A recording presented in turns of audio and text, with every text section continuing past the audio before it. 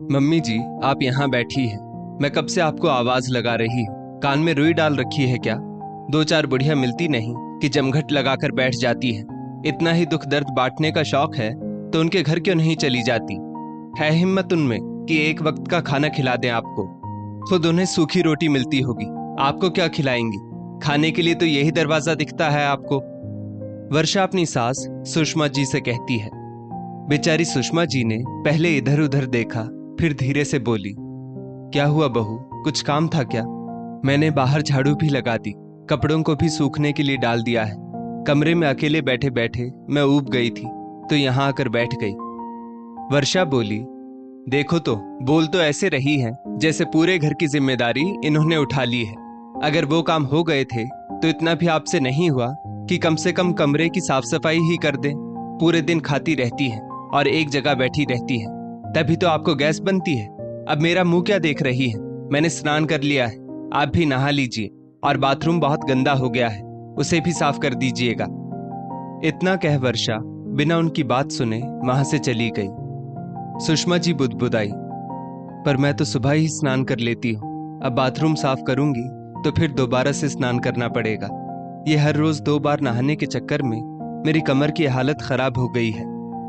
इतना कहकर उन्होंने पहले कमरे की सफाई की, फिर बाथरूम साफ करने चली गई। थोड़ी देर में दरवाजे पर दस्तक हुई। वर्षा अपने कमरे में कान में ईयरफोन लगाकर आराम से गाने सुन रही थी। बाथरूम से सुषमा जी बोली, थोड़ा ठहर जाओ, बूढ़ी हड्डियों में अब इतनी ताकत नहीं कि भाग सकूं। तभी उधर से आवाज आई, माँ आप बाथरूम की सफाई कर रही है? आज तक तो आपने कभी घर में झाड़ू तक नहीं लगाई, और अब ये सब? आखिर घर के सब लोग कहाँ हैं? और क्या इसी दिन के लिए भैया आपको अपने साथ रखना चाहते थे? सुषमा जी का छोटा बेटा रवि बोला। अचानक बेटे को देखते ही सुषमा जी फूट फूट कर रोने लगी, मानो बहुत दिनों बाद कोई अपना मिला हो। बेटे ने माँ को गले से लगाया। माँ के पूरे कपड़े गीले थे। बेटे ने सहारा दिया, कमरे तक ले गया, फिर बोला, माँ मैं थोड़ा भाभी से मिलकर आता हूं, तब तक आप कपड़े बदल लीजिए। सुषमा जी बोली, बेटा उसे कुछ मत कहना, ये मैंने उसके कहने पर नहीं, अपनी मर्जी से किया है। रवि बोला, माँ आप कपड़े तो बदलिए, मैं बस भाभी का हालचाल लेकर आता हूं। इतना कहकर वो वर्षा के कमरे की तरफ गया। भाभी, ओ भाभी, आपकी हालत तो माँ से भी खराब लगती है, तभी तो आप यहाँ आराम से गाने सुन रही है और मेरी माँ बाथरूम की सफाई कर रही है। वर्षा रवि को देखकर चौंक गई। रवि बोला, अरे भाभी इतना भी क्या आराम करना, आखिर आपको भी तो बुढ़ापे में अपने बेटे के घर का बाथरूम ही साफ करना है। वर्षा बोली, अरे देवर जी आप कब आए? आपने आने की खबर भी नहीं दी। अगर बताया होता तो मैं आपके स्वागत के लिए दरवाजे पर होती। और ये क्या कह रहे हैं? मेरी छोड़िए भाभी, आपने मेरी माँ की ये हालत कर दी है, आपको शर्म नहीं आई मेरी माँ से बाथरूम साफ करवाते हुए? अरे देवर जी इतना क्यों भड़क रहे हैं? आराम से बैठकर चाय पानी पी लीजिए, फिर बातें करते हैं। और वैसे भी ये काम मैंने मम्मी जी को नहीं कहा था, वो अपनी मर्जी से कर रही थी। गुस्से में रवि वहां से अपनी माँ के कमरे में चला गया। माँ के पास आकर रवि बोला, जब भी मैं आपको फोन करता था और हाल समाचार पूछता था आप कैसी हैं, क्या आप मेरे पास आकर रहना चाहेंगी, तो आप बात को टाल देती थी, आखिर क्यों? सुषमा जी बेटे के चेहरे को अपने हाथों में लेते हुए बोली, मेरे लाल छोड़ो इन बातों को, तुझे देखे हुए कितना समय हो गया, और ये क्या तुमने आने की खबर तक नहीं दी? तभी वर्षा आई और बोली, मम्मी जी क्या सच में आपको भी नहीं पता था, या फिर आपको पता था पर आपने मुझे नहीं बताया? सुषमा जी कुछ कहती उससे पहले रवि बोला, अच्छा हुआ मैंने खबर पहले नहीं दी, वरना सच्चाई कैसे पता चलती? अरे मेरी माँ इस घर की मालकिन थी, बाबूजी के रहते मजाल नहीं थी कि मेरी माँ अपने हाथ में झाड़ू भी ले। आज बाबूजी की आत्मा को कितना दुख हो रहा होगा। और माँ आप कब से ये सब काम करने लगी? अपनी तकलीफ कम से कम अपने बेटों को तो बताइए, क्या भैया को ये सब पता है? सुषमा जी बोली, बेटा घर का काम करने में क्या ही तकलीफ होगी, अब तुम गुस्सा थूक दो और ये बताओ नेहा बहू और मेरा पोता कैसे हैं? मुझसे मिलने वो लोग कब आएंगे? रवि बोला, माँ आपके ये हाथ हमें आशीर्वाद देने के लिए है, बाथरूम साफ करने के लिए तो हम हैं, और फिर हमारी कमाई किस काम की जब आपको ये सब काम करना पड़े? और आपकी बहू बिल्कुल ठीक है। वो पहले आपके पास ही आना चाहती थी, पर उसकी माँ की भी तबीयत बहुत खराब है। मैंने कहा पहले अपने मायके 1-2 दिन रह लो, फिर आराम से माँ के साथ रहना। सुषमा जी बोली, बहुत अच्छा किया बेटा। अगर दूसरे की माँ के दर्द को तुम महसूस करते हो, इसका मतलब मेरी परवरिश रंग लाई। रवि ने तुरंत अपने बड़े भाई किशन को फोन किया और अपने आने की खबर दी। आधे घंटे में किशन ऑफिस से आ गया। रवि को गले लगाते हुए किशन बोला, तुमने आने की खबर भी नहीं की, अचानक चले आए। रवि वर्षा की तरफ देखते हुए बोला, अगर बताकर आता भैया तो कुछ बातों पर पर्दा हमेशा पड़ा रह जाता। सुषमा जी झट से बोली, अब दोनों भाई आए हो तो अच्छी अच्छी बातें करो, मैं तुम लोगों के लिए चाय बनाती हूँ। रवि आश्चर्य से माँ की तरफ देखने लगा तो वर्षा झट से बोली, अरे मम्मी जी, आप चाय कब बनाती हैं? जो आज बनाएंगी मैं बनाती हूँ। इतना कहकर वो रसोई की तरफ चली गई। दोनों बेटों को अपने पास देखकर सुषमा जी के मन को सुकून मिल रहा था। रात के खाने पर जब सब एक साथ बैठे थे, सुषमा जी अपने कमरे में थी। रवि ने इधर उधर देखा और बोला, माँ क्यों नहीं आई? तभी वर्षा का बेटा वीर बोला, दादी तो सबके खाने के बाद खाती हैं। रवि बोला, ऐसा क्यों? वीर बोला, दादी को बर्तन भी तो धोने होते हैं। वर्षा झट से उसका मुंह बंद करते हुए बोली, ये लड़का कुछ भी बोलता है, चुपचाप से खाना खाओ, मैं दादी को बुलाकर लाती हूँ। वर्षा सुषमा जी के कमरे में गई और बोली, मम्मी जी, जानती है ना बुढ़ापे में लोगों को कितनी परेशानियां होती हैं। अगर आप अपने घर की छत के अंदर रहना चाहती हैं तो अपना मुंह बंद करके रखिएगा।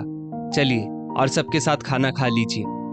सुषमा जी चुपचाप जाकर बेटे के साथ बैठ गई। रात को सुषमा जी जब लेटी थी, रवि उनके पैरों को दबा रहा था। सुषमा जी की आंखों से आंसू बह रहे थे। रवि बोला, माँ आखिर बात क्या है, आप बताती क्यों नहीं है? सुषमा जी ने देखा वर्षा दरवाजे पर कान लगाए उनकी बातें सुन रही थी। वो बोली, नहीं नहीं बेटा, ये खुशी के आंसू हैं, कितने वक्त बाद तुम्हें देखा है। फिर वो माँ के पास ही सो गया। अगले दिन रोजाना की तरह सुषमा जी झाड़ू लेकर साफ सफाई करने लगी। झाड़ू की आवाज से रवि उठकर बैठ गया और अपनी माँ के हाथ से झाड़ू लेकर बोला, माँ ये संजोग नहीं हो सकता, इसका मतलब आप रोजाना ये सब काम करती हैं। सुषमा जी बोली, नहीं बेटा, खाली बैठी थी तो सोचा झाड़ू ही लगा देती हूँ। रवि जोर से चिल्लाने लगा, भैया, ओ भैया, भाभी बाहर निकलिए। किशन आंख मलते हुए बाहर आया और बोला, क्या शोर मचा रखा है रवि? रवि बोला, क्या आपको पहले से पता है कि माँ घर के काम करती है? किशन बोला, अपने घर के काम करने में हर्ज क्या है? रवि बोला, आश्चर्य की बात है भैया, माँ की उम्र देखिए, क्या वो बाथरूम साफ करने या बाहर झाड़ू लगाने लायक है? अरे जिस औरत से ठीक से चला नहीं जाता, उससे आप लोग ये सब काम लेते हैं। माँ के आराम के लिए आप एक काम वाली नहीं रख सकते? क्या फायदा ऐसे बेटे का? किशन बोला, रवि तुम कुछ ज्यादा ही बोलने लगे हो, और पैसे पेड़ पर नहीं लगते हैं। कल तुमने अपनी भाभी से भी बदतमीजी की और आज मुझसे कर रहे हो। और माँ को जब कोई दिक्कत नहीं तो तुम्हें क्या परेशानी है? भैया आपको शर्म नहीं आती अपनी माँ के लिए ये कहते हुए? और आपको पैसों की दिक्कत क्यों हो रही है, जबकि मैं ना तो ऊपर वाले कमरों का किराया लेता हूँ, ना घर का अनाज पानी लेता हूँ। सब कुछ माँ की वजह से छोड़ रखा है, ऊपर से बाबूजी की पेंशन भी आती है। अरे इतने में तो माँ बिना बेटे बहू के भी आराम से रह सकती है। तभी उधर से सुषमा जी की छोटी बहू नेहा अपने छोटे से बच्चे को गोद में लिए आई और बोली, आखिर घर में हो क्या रहा है? आप लोगों की चिल्लाने की आवाज बाहर तक आ रही है। इतना कहते हुए उसने सुषमा जी के और अपनी जेठानी के पैर छुए। सुषमा जी ने छोटे से पोते को गोद में लेते हुए कहा, बहू तुम्हें देखकर बहुत अच्छा लग रहा है, तुम ही समझाओ रवि को, कोई अपने बड़े भाई से ऐसे बात करता है? उस वक्त तो रवि शांत हो गया और पत्नी बच्चे को लेकर अपने कमरे में चला गया। फिर उसने अपनी पत्नी को सारी बात बताई। नेहा बोली, ये तो गलत बात है मम्मी जी, बड़े तो हमेशा ये सिखाते हैं कि अन्याय करना गलत है तो अन्याय सहना भी गलत है। जब आपके साथ ये सब हो रहा था तो आपने हमें बताया क्यों नहीं? जिस तरह हाथ की 5 उंगलियां एक जैसी नहीं होती, वैसे ही सब बच्चे भी एक जैसे नहीं होते हैं। और आप किसी पर बोझ नहीं है कि आपके साथ कोई ऐसा व्यवहार करे। भले ही आप नौकरी नहीं करती हैं, परंतु आज भी आप अपने बेटों से कम आमदनी नहीं पाती हैं। ये बात जेठ जी और भाभी को समझनी होगी। उस दिन तो सब चुपचाप खाना खाकर सो गए। अगले दिन पड़ोस की एक बूढ़ी औरत सुषमा जी से मिलने आई। पहली बार ऐसा हुआ था कि सुषमा जी की कोई सहेली चौखट के अंदर आई हो। वृद्ध महिला ने रवि से कहा, बेटा, अगर तुम्हारे घर के कोने में जगह खाली हो तो अपनी माँ को ले जाओ। बेचारी यहाँ बहुत दुख सहती है। तुम्हारे पिता के राज में कितना सुख भोगा, आज बेटों के राज में कैसे कैसे काम करती है। सुषमा जी की डरी हुई आंखें वर्षा की तरफ देख रही थी। तभी नेहा बोली, चाची जी, हमारी मम्मी को कोई तकलीफ नहीं होगी। अरे पापा जी नहीं है तो क्या हुआ, मम्मी जी किसी पर बोझ नहीं है। फिर नेहा ने उन वृद्ध महिला को चाय पानी पिलाकर विदा किया। उनके जाने के बाद नेहा बड़े आराम से वर्षा से बोली, भाभी, मैं आपसे छोटी हूं, पर मैं ये कभी बर्दाश्त नहीं करूंगी कि मम्मी जी के साथ गलत व्यवहार हो। किशन रवि से बोला, रवि, अपनी पत्नी को समझाओ, सब देख रहे हैं, ये हमारी माँ का मामला है, हम सुलझा लेंगे। नेहा को बीच में पड़ने की कोई जरूरत नहीं है। रवि बोला, भैया, आप भूल रहे हैं, मारने वाले से ज्यादा अधिकार बचाने वाले का होता है, और ये हमारी माँ होने के साथ साथ नेहा की सास भी है। वर्षा बोली, बड़ी बड़ी बातें करना बड़ा आसान होता है। तुम दोनों पति पत्नी आराम से मुंबई में रहते हो, घर की परेशानी तो हमें देखनी पड़ती है। सिर्फ किराया लेने से क्या होता है, घर का मेंटेनेंस भी तो हमें ही देखना पड़ता है, और पेंशन घर आकर नहीं मिल जाती, उसके लिए धूप में पोस्ट ऑफिस तक जाना पड़ता है।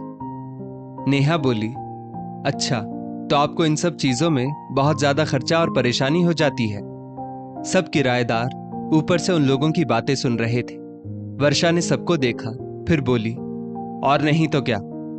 नेहा हाथ जोड़कर सब किराएदारों से बोली, मैं आप सभी से विनती करती हूँ, आप लोग अगले महीने से किराया मम्मी जी के अकाउंट में ही डालिएगा, और मम्मी जी की पेंशन भी अब उनके अकाउंट में आएगी। और भाभी, आप भी इस घर का किराया अब मम्मी जी को देंगी, और मम्मी जी, अब आपको तय करना है कि आप इस घर की मालकिन बनकर यहाँ रहेंगी या हमारे साथ चलेंगी। सुषमा जी इधर उधर देखने लगी तो नेहा उनका हाथ पकड़कर बोली, मम्मी जी, किसी से घबराने की जरूरत नहीं है। उम्र चाहे जो भी हो, अपना अधिकार जब तक खुद नहीं लेंगे, कोई आगे बढ़कर देने नहीं आएगा। आज तक आप सम्मान से जीती आई हैं, क्या आखिरी वक्त में नजरें झुकाकर जीना चाहती हैं? फैसला आपका है। वर्षा सुषमा जी का हाथ पकड़कर बोली, हाँ मम्मी जी, बोलिए ना, बोलती क्यों नहीं है। सुषमा जी ने अपना हाथ एक झटके में वर्षा से छुड़ाया और एक थप्पड़ लगाते हुए बोली, बड़ी बहू, जो भी अधिकार मैंने तुम्हें दिए थे अब मैं तुमसे वापस ले रही हूँ। ये घर, पेंशन के पैसे और किराए के पैसे सब मेरे पति के अर्जित किए हुए हैं, जिस पर बस मेरा अधिकार है। किशन आगे बढ़कर बोला, माँ, ये क्या कह रही हैं आप? इतने सालों तक हमने आपकी जो सेवा की उसका आपने ये सिला दिया। सुषमा जी ने दूसरा थप्पड़ बेटे को लगाया और बोली, जब तुम ही नालायक निकले तो तुम्हारी पत्नी से क्या उम्मीद कर सकती हूँ। सही कहा छोटी बहू ने, उम्र चाहे जो भी हो, माँ किसी पर बोझ नहीं होती, और वक्त आने पर वो अपना अधिकार खुद लेना जानती है। उस दिन बहुत हंगामा हुआ। आखिरकार सुषमा जी ने निर्णय लिया कि वो छोटे बेटे बहू के साथ मुंबई चली जाएंगी।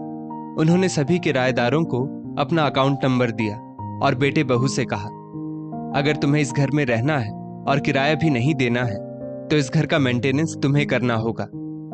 आगे कोई झमेला ना हो, इसलिए सुषमा जी ने एक कंप्लेन पुलिस स्टेशन में भी लिखवा दी। 2 दिन बाद रवि सुषमा जी को लेकर मुंबई चला गया। इधर वर्षा, जो आज तक ऐशो आराम से रह रही थी, अब उसे बड़े हिसाब से घर चलाना पड़ता था। जब पति से शिकायत करती तो किशन कहता, सब तुम्हारी गलती है, रोज लक्ष्मी जी की पूजा करती हो, पर सास जो लक्ष्मी समान थी उसे तुमने सम्मान नहीं दिया। मेरी औकात नहीं है कि मैं कामवाली रख सकूं, अब पूरे घर का काम तुम करोगी। उस रोज वर्षा को एहसास हुआ कि उसने क्या खो दिया। सही कहा है किसी ने, अब पछताए होत क्या जब चिड़िया चुग गई खेत। दोस्तों, माता पिता को कभी हल्के में मत ले। अगर वो वृद्धावस्था में हमारी 2 बातें सुन लेते हैं तो बस घर की शांति के लिए, वरना जिन्होंने हमें खड़ा होना सिखाया, वक्त पड़ने पर वो अपनी कमर और हमें भी सीधा कर सकते हैं। इस स्टोरी को लेकर आपकी क्या राय है, नीचे कमेंट करके जरूर बताइएगा। और ऐसी ही और भी बेहतरीन वीडियोस के लिए हमारा पेज जरूर फॉलो करें।